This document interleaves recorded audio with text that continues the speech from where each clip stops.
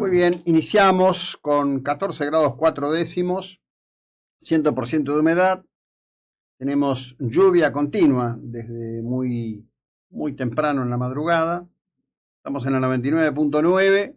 Vamos a tener un día hoy en donde, bueno, imperará el mal tiempo claramente. Y bueno, nada, habrá que pasarlo. Esto es la tradicional tormenta de Santa Rosa. Evidentemente se tomó una buena decisión cuando se adelantó la realización del enduro de invierno para, en vez de sábado domingo, hacerlo viernes sábado, y ayer, bueno, las máquinas trabajaron intensamente pese a los factores climáticos allí, dejando las playas en el estado en el que están habitualmente.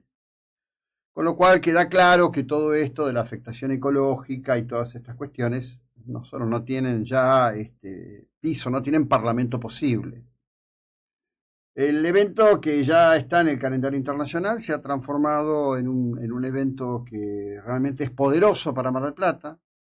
Debiera hacer pensar en una escala de eventos de este tipo durante el lapso de la larga temporada de otoño-invierno que tiene la ciudad, y es un aliento por encima inclusive de la petición sistemática de los sectores vinculados al turismo en la ciudad de insistir en pedir feriados. Yo quiero volver a señalar que la cuestión de los feriados tiene un aspecto que es el de la misma idea del beneficio en cuanto a la llegada de turistas y todo lo demás, y el movimiento turístico y la gastronomía y la hotelería, que son dos sectores.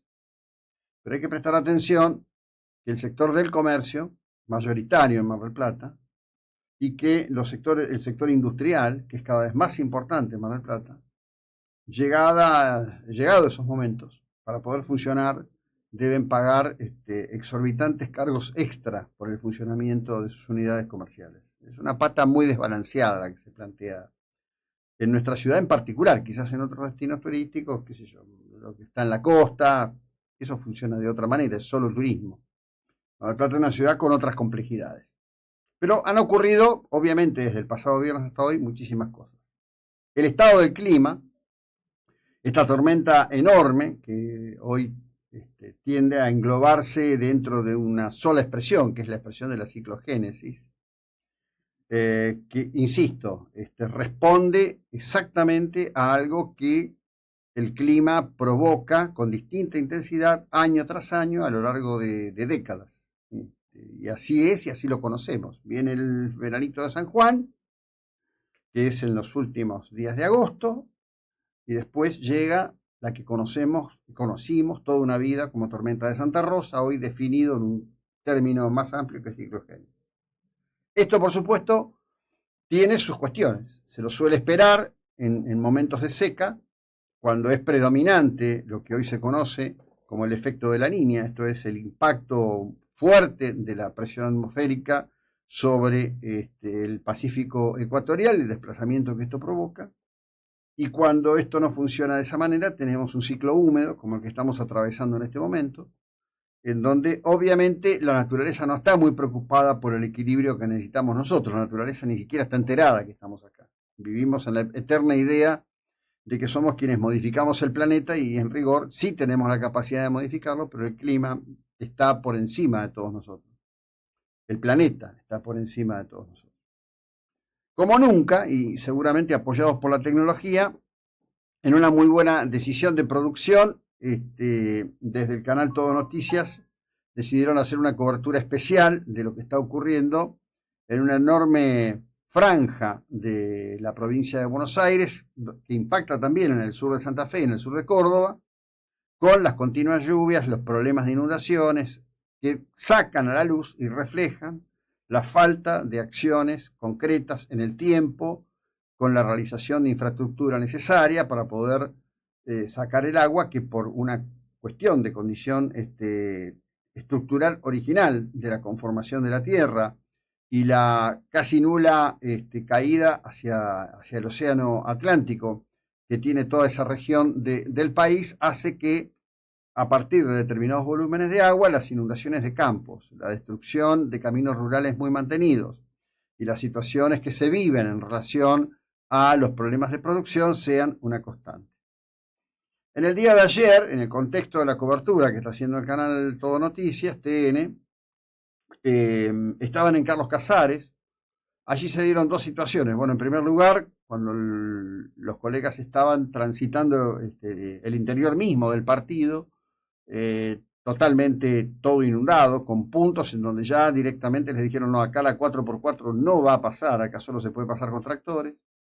Les comunican de que un micro en la ruta número 5 se había salido de la ruta.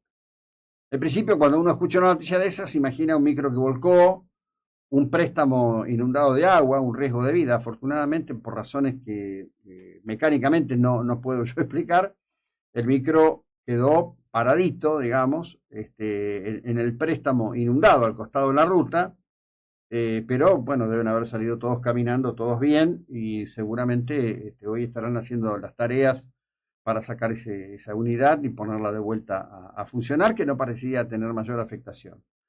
Los colegas hablaban de que lo sacó el viento. Es difícil que lo saque el viento, debe haber habido algún otro factor, probablemente una unidad que no tendría sus cubiertas en las mejores condiciones. Habría que ver mucho detalle técnico para establecer exactamente qué fue lo que pasó.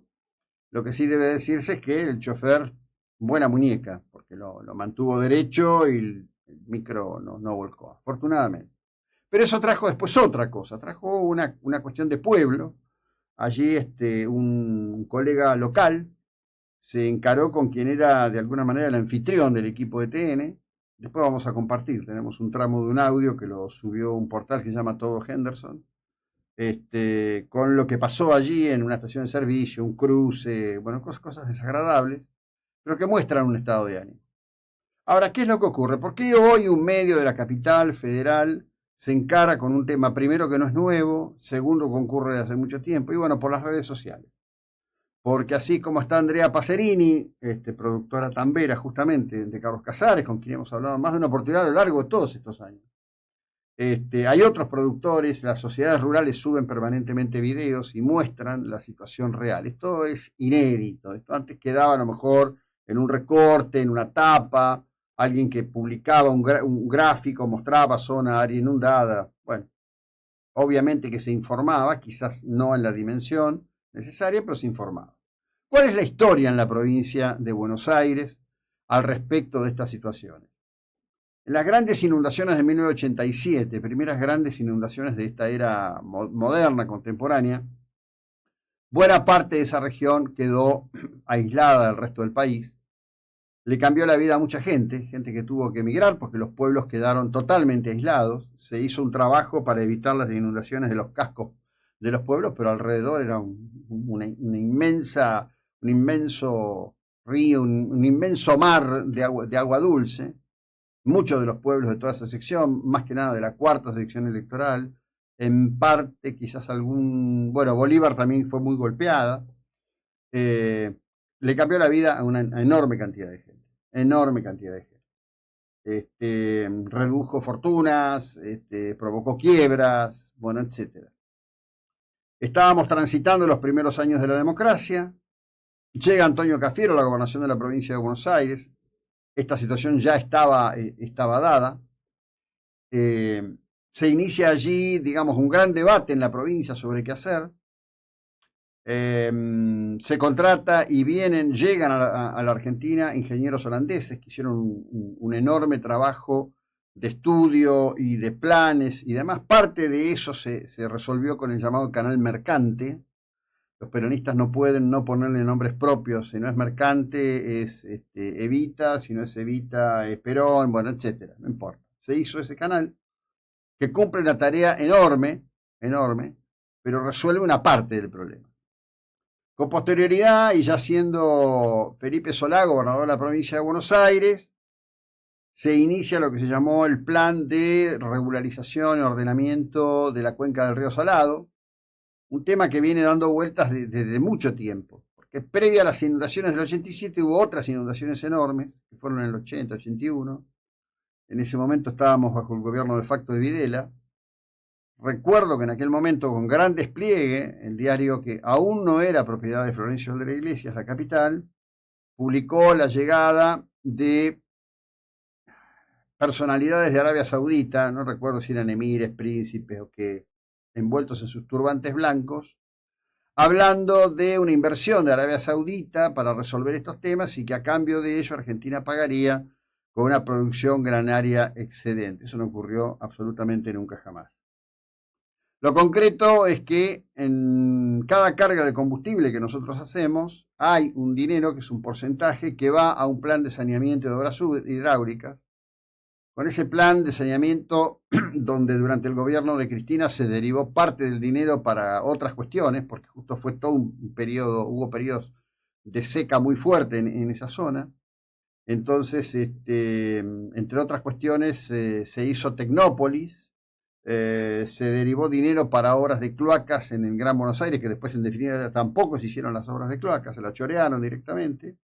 Retoma Mauricio Macri, se le da un enorme impulso a estas obras, pero desde que asumió este gobierno está todo parado.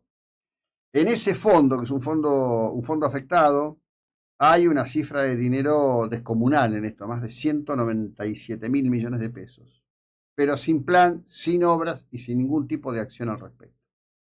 Como dice el colega que estaba, el colega de ahí de Casares o de Henderson, no sé de cuál de los dos lugares era, estaba tan enojado con ese referente local que acompañó al equipo de TN, el problema viene de lejos. Y hay muchas responsabilidades, por supuesto, que prácticamente todas de gobiernos peronistas. Kicillof, que no hace nada por esto, ni ayuda, ni colabora, ni acompaña, y simplemente va repartiendo como anuncios de inauguraciones de ficción, lleva gastado en medios en lo que va de este año una cifra descomunal, hay una publicación del Disenso que la revela, con medios que reciben una plata literalmente pornográfica, en un decreciente, pero donde están todos incluidos, porque el Grupo Clarín y La Nación, todos esos reciben plata de la gobernación de la provincia de Buenos Aires. Es repugnante verdaderamente lo que ocurre con estas cosas. Es ciertamente repugnante. Yo creo que te pasé un recuadro, ¿no? De eso, Gonzalo. ¿No te lo pasé? No. Bueno, ahora te lo voy a pasar. El cuadro es impactante. Lo vamos a mirar en el próximo bloque. Es la hora 7:13 minutos.